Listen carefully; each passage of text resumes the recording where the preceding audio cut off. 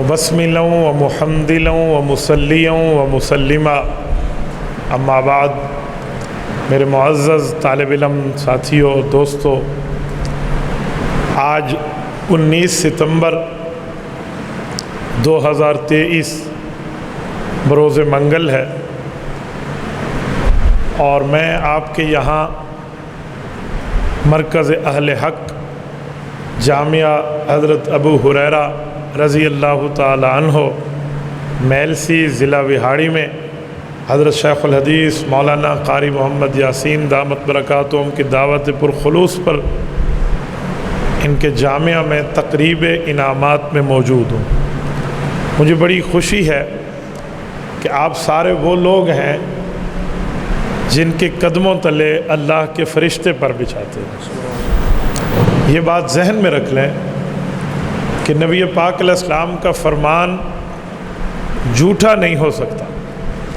سورج مشرق کے بجائے مغرب سے نکل سکتا ہے، آقا کا فرمان غلط نہیں ہو سکتا۔ میرے نبی پاک نے فرمایا کہ جو آدمی طلب علم کے لیے سفر فرمائے تو اللہ پاک کے فرشتے اس کے لیے اپنے پروں کو بچھاتے۔ تو یقیناً اس بیان میں مکمل ہمیں صداقت بھی نظر آ رہی ہے اور ایمان بھی ہمارا اس پر ہے۔ تو آپ خوش قسمت لوگ ہیں، ماشاءاللہ آپ نے اس دفعہ سہمائی امتحان پورا کیا ہے، اور اس سہمائی امتحان میں یہ آپ لوگوں کے ماشاءاللہ مکمل انعامات ہیں جو آپ کو ابھی دیے جائیں گے۔ اور مجھے بڑی خوشی ہے اس انعامات کے سلسلے میں کہ یہ اول دوم سوم کی پوزیشن ہے، اور یہ اول دوم سوم کی پوزیشن کا جو اسٹینڈرڈ ہے وہ نہیں ہے جو عام حالات میں ہوتا ہے۔ ہمارے ہاں اول 80 سے اوپر والے کو کہہ دیتے ہیں، حالانکہ ایسا نہیں ہے۔ یہاں مجھے سن کے بڑی خوشی ہوتی ہے کہ 95 سے لے کر 100 کے درمیان نمبر لینے والا ہر کتاب میں اگر نمبر لے گا تو ہر کتاب میں اول ہوگا، اور پھر 91 سے 95 والا دوم ہے، اور 90 کے لگ بھگ کے معاملات میں درجہ سوم کی پوزیشن ہے۔ تو یہ اسٹینڈرڈ میں نے پورے پاکستان میں کہیں نہیں سنا۔ اللہ حضرت قاری صاحب کو جزائے خیر عطا فرمائے۔ میری گفتگو الحمدللہ پوری دنیا میں نشر ہوتی ہے، ملینز آدمی اس کو دیکھتے ہیں، تو یہ سب تک یہ بات آ رہی ہے۔ میں الحمدللہ شرق تا غرب گھومتا ہوں، اس طرح کا ماشاءاللہ نظام اور میکینزم یہ پاکستان میں قابل تقلید بھی ہے اور قابل عمل بھی ہے۔ ابھی آپ میں انعامات ہوں گے، تو ایک دو باتیں میں آپ کے پڑھائی کے سمجھانے کے حوالے سے عرض کیے دیتا ہوں۔ جب آپ کتاب پڑھیں تو اس وقت استاد کے پاس بیٹھنے سے پہلے ایک دو کام بندہ کر لیں۔ نمبر 1، خود اپنے پڑھنے والے سبق کو ایک دفعہ دیکھ لیں، چاہے آدھا سمجھ آئے، چاہے پورا سمجھ آئے، چاہے کچھ نہ سمجھ آئے۔ یہ عادت بنائیں، ایک دن سمجھ آنا شروع ہو جائے گا۔ اسے کہتے ہیں مطالعہ، پہلے پڑھ لیں۔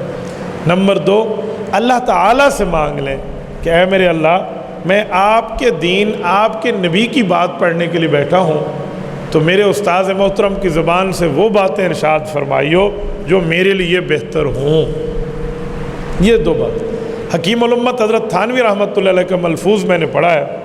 وہ فرماتے ہیں مطالعہ اس نیت سے کریں کہ جو مجھے سمجھ آیا میں اس پہ عمل کروں، اور پھر جب استاد سے سنیں تو جو بات آپ نے استاد کی سمجھ کے علاوہ سمجھی ہو اس کو چھوڑ دیں، استاد کی باتیں لے لیں۔ یہ ایک کام ہو گیا، پھر سبق والا دوسرا ہو گیا۔ پھر تیسرا کام اس کا تکرار ہے، دہرانا ہے۔ جب بات دہرائی جاتی ہے تو پھر بندے کو یاد ہو جاتا ہے۔ میں نے دیکھا ہے وہ مدرس کامیاب مدرس ہے جس نے دوران طالب علمی تکرار کرایا ہے، جو اپنے طلباء کو تکرار، جسے ہم ریوائزنگ کہتے ہیں، دہرانا کہتے ہیں، یہ جس نے کرایا ہے وہ کامیاب مدرس ہوا ہے۔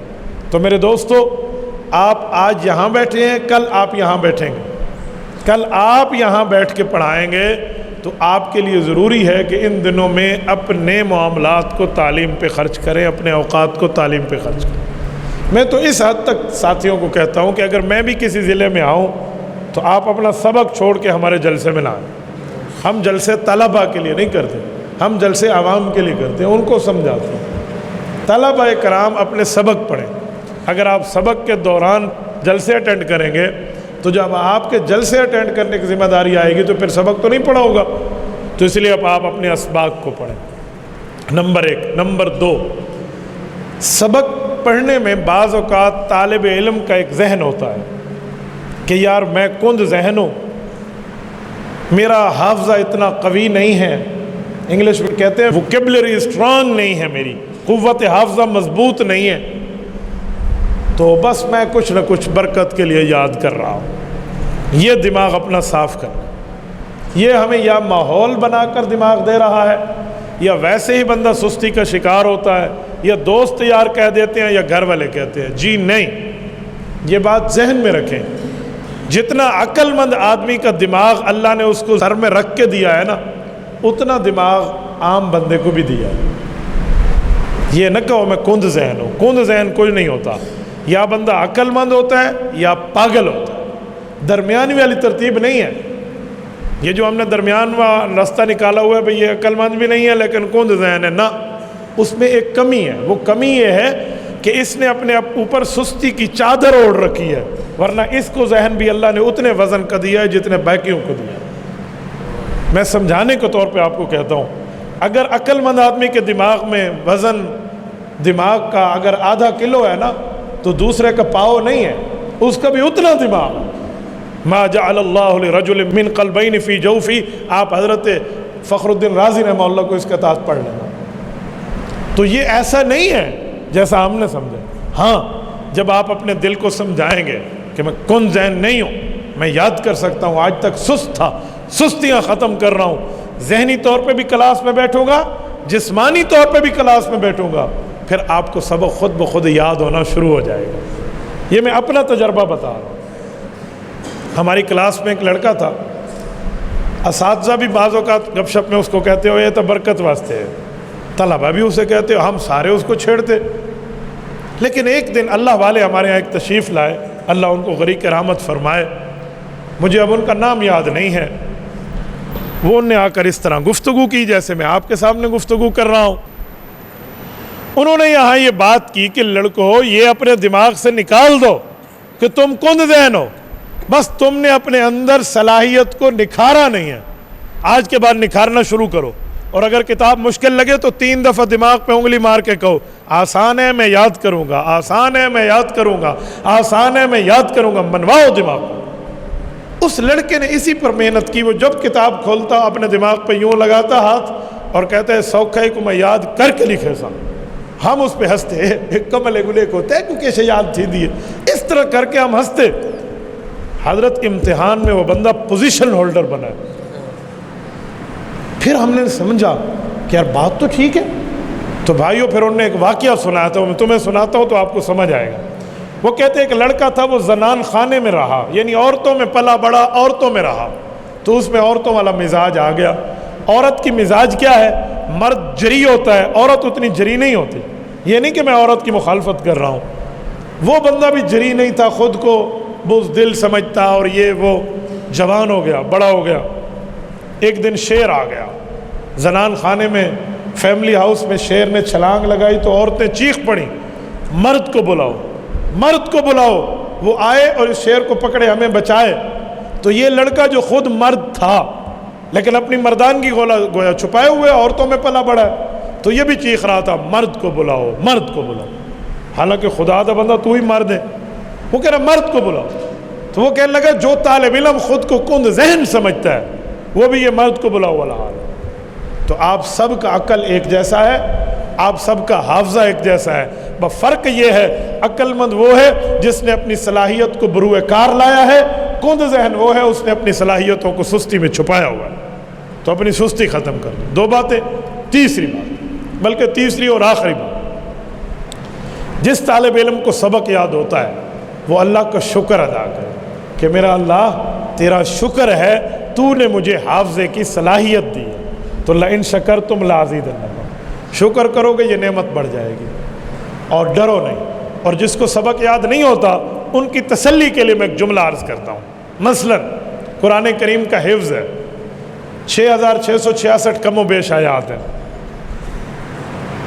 کسی سے پوچھو تمہیں گنتی آتی ہے؟ میں یہاں کسی ایک لڑکے کو کھڑا کروں نا میں گنتی سناؤں، یقین مانے وہ سناتا سناتا چلا جائے نا، میں چلو رعایت کرتا ہوں، 10,000 تک تو آسانی سے سنا لے گا، اٹکے گا نہیں۔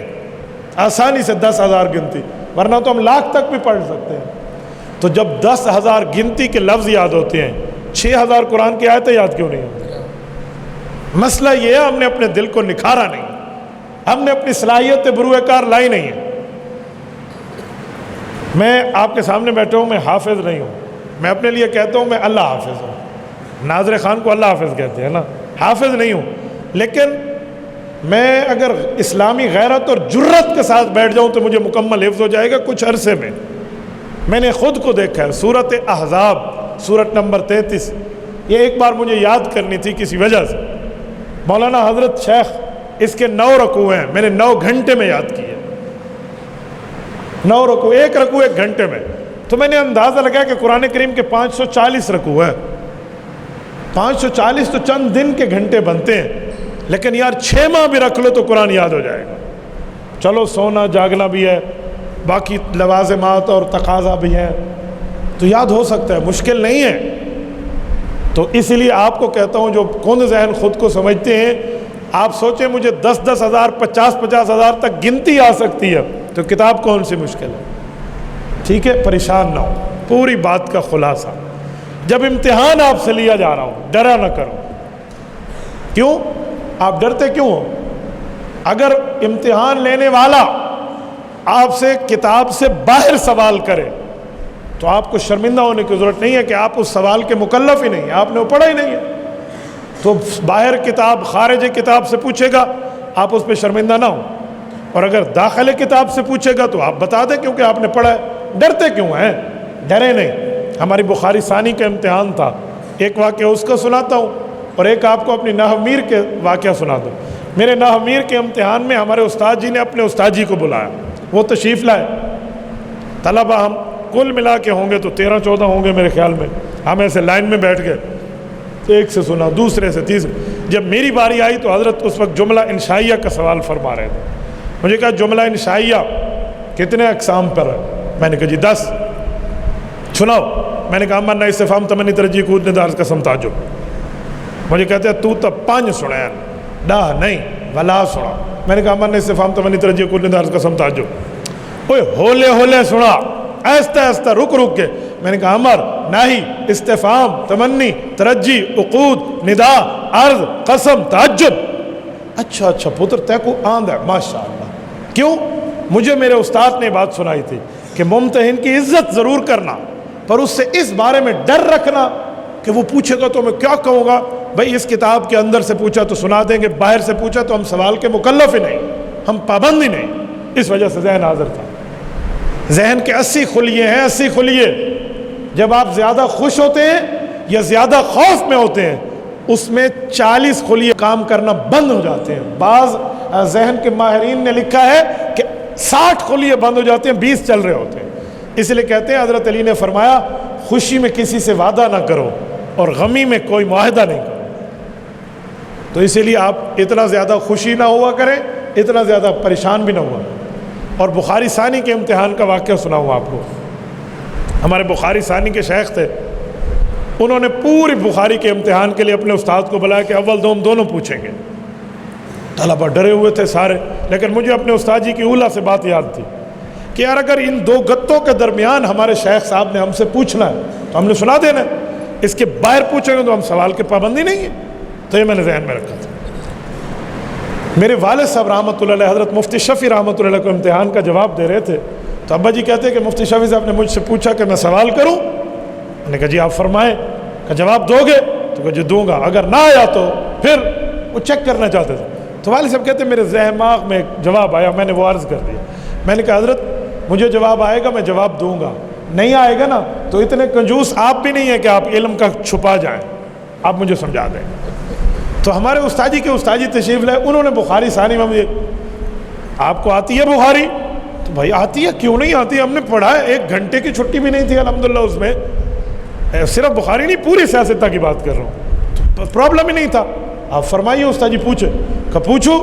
تو میں نے بھی یہی کہا، میں نے کہا حضرت یہ 2 گتوں کے درمیان آپ پوچھیں گے تو ہم جواب دیں گے، اور اگر اس سے باہر پوچھیں گے تو آپ اتنے کنجوس نہیں ہیں کہ آپ علم کو چھپا جائیں، آپ کتمان علم کا جرم نہیں فرمائیں گے۔ تو ان کو بڑا خوش ہوا، تو مجھے کہنے لگے اچھا سنا، اچھا ہم نے احادیث، ابواب، تعلیقات یہ چیزیں یاد کی تھی، جیسے جس طرح بندہ میکینزم امتحان کا دیکھتا ہے۔ انہیں مجھ سے پوچھا حضرت ابو ہریرہ جب ایمان لائے تو حضرت ابو ہریرہ نے کن الفاظ میں خوشی کا اظہار فرمایا؟ یہ اللہ جزائے خیر دے حضرت امام اہل سنت والجماعت شیخ سرفراز خان صفدر رحمہ اللہ کو، انہوں نے اشعار بخاری پر پوری کی پوری ترتیب ذکر فرمائی ہے۔ اسی طرح حضرت مولانا رشید احمد لدھیانوی رحمہ اللہ نے بھی، تو وہ ہمارے سامنے تھے، تو میں نے کہا جی انہوں نے خوشی کا اظہار فرمایا تھا، یا لیلۃ من طولھا وعنائھا علی انھا من دارۃ الکفر نجت۔ تو اس بات پہ انہوں نے مجھے جیب سے پیسے نکال کر انعام دیا تھا۔ یہ میں اسی لیے نہیں سنا رہا کہ مفتی عبدالواحد کا دماغ 5 کلو ہے اور سامنے والے کا 5 شارک ہے، نہ بابا، آپ کا 5 چھٹاک ہے، میرا 5 کلو ہے، نہیں، ہم ایک جیسا اپنے ماں کے پیٹ سے دماغ لے کر آئے ہیں۔ بس مسئلہ یہ ہے کہ ہم تھوڑی سی محنت کر لیں تو پرابلم نہیں ہوگا۔ ہر بندہ انشاءاللہ کند ذہن نہیں ہے، یا ذہین ہے یا پاگل ہے۔ اگر پھر بھی آپ خود کو کند ذہن کہتے ہو تو پھر میرا مشورہ ہے نمازیں چھوڑ دو، فرضی غسل کرنا چھوڑ دو، کیونکہ پاگلوں پر نمازیں بھی نہیں ہیں اور فرضی غسل بھی نہیں ہے، تو کملا یمل ہے نا۔ نہیں، آپ نمازوں میں عقل مند ہیں، فرضی غسل میں عقل مند ہیں، 2 اور 2 4، 4 اور 4 8، 8 اور 8 16، 16 16 32، یہ آپ کو آتے ہیں تو پھر آپ عقل مند ہیں، آپ سست ہیں، اپنی سستی کو ختم کر دیں۔ نہ امام المغفلین بنے، نہ سید القاہلین بنے، آپ بنے تو چست والے بنے، ورنہ خام خاص معاملے کا وقت ضائع ہوگا۔ اللہ آپ کو رم صراط مستقیم عطا فرمائے، دین حنیف پر عمل کی توفیق عطا فرمائے۔ جزاکم اللہ تعالی۔ آ جائیں بیٹا، اب انعامات کے لیے نام لیے جائیں گے، ساتھ ہی آتے جائیں اور انعامات لیتے جائیں۔